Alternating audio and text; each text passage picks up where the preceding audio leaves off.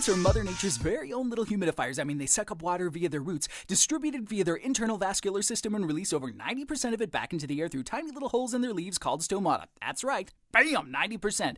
When it comes to the whole plant-water relations thing, think of a steady flowing stream rather than a reservoir. Why? Because plants need to keep cool, and that constant flow of water is basically their own internal cooling system, a process called transpiration. Plants grown outdoors release moisture into the air, and it's no big deal. It gets diffused and blown around by the wind. A little water vapor here, a little water vapor there. Fill a room in your house with healthy, fast-growing plants, and it's the same thing, except all that transpired moisture has nowhere to go. It's trapped inside a relatively tiny volume of air called your grow room, soon to be renamed a sauna if you don't do something about it. So what can you do, and what happens if you take your eye off the ball and humidity levels get too high and you do have a sauna and you don't want to invite the hairy-backed guy across the street over to enjoy it? Well, most of us ventilate our grow rooms. We use extraction fans and flexible ducting to bring cool, moderately humid air in and get the hot, humid air out. Indoor gardeners call this air exchange. Now, exchanging the air in your garden once every minute helps to moderate temperatures and replenish carbon dioxide levels too. So more industrious growers take an entirely different approach. They seal their grow rooms and tackle the resulting humidity head-on with a dehumidifier. They also combat heat with an air conditioner, and this also acts as a dehumidifier, and they supplement carbon dioxide levels with a generator or tank of CO2 linked to a regulator, often to 3 or 4 times the normal atmospheric levels to really turbocharge production.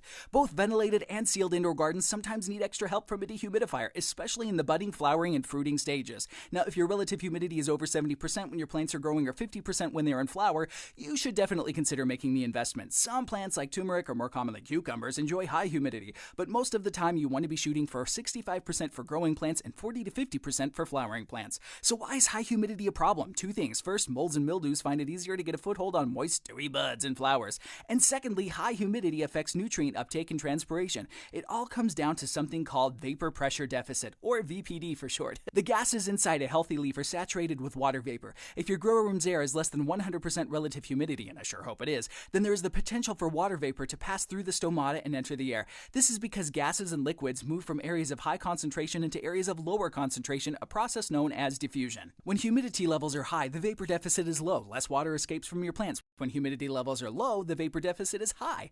That's like the air is pulling more water out of your plants. Now, a low vapor deficit, remember, that's caused by high humidity, inhibits the escape of water vapor through your plants' leaves. This, in turn, prevents them from cooling themselves effectively. Sometimes plants form weird warts on their leaves, a phenomenon known as edema, in protest of these conditions, particularly common in the capsicum family. Other species, such as strawberries, lettuce, and many herbaceous species, have modified stomata which secrete water at the leaf tips to afford excess water an alternative escape route, a phenomenon known to botanists as guttation. Indoor gardeners can alleviate high humidity to some extent by adding more oscillating fans for improved air circulation.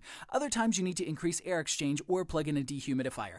Dehumidifiers are rated by the number of pints of water they can remove from the air in a day. For instance, Ideal Air have humidifiers rated for 30, 50, 60, 70, 100, up to 180 pints per day. Ratings are based on 80 degrees Fahrenheit and 60% relative humidity. Dehumidifiers can often remove more from a hot, damp grow room. If your humidifier hasn't got a hygrometer built in, connect it to a suitable controller such as an EOS 1 by Titan Controls. Listen, like I said, the real danger to indoor growers posed by high humidity is mold and mildew colonizing buds and flowers as dew forms on your plants at night. Obviously, the really critical time for temperature and humidity control is just after your grow lights go off when your grow room's air temperature drops. You can combat this with a thermostatically controlled heater set to come on during your night cycle, or you can power up a dehumidifier to pull the moisture out of the air before it settles on your plant's leaves. Okay, did I cover everything? You tell me. No, seriously though, if I left you feeling a bit dazed and confused, then be sure to check out my Humidity 101 video. Click right there, or post a question below. And as a broad hint or note to all of you, that questions from my subscribers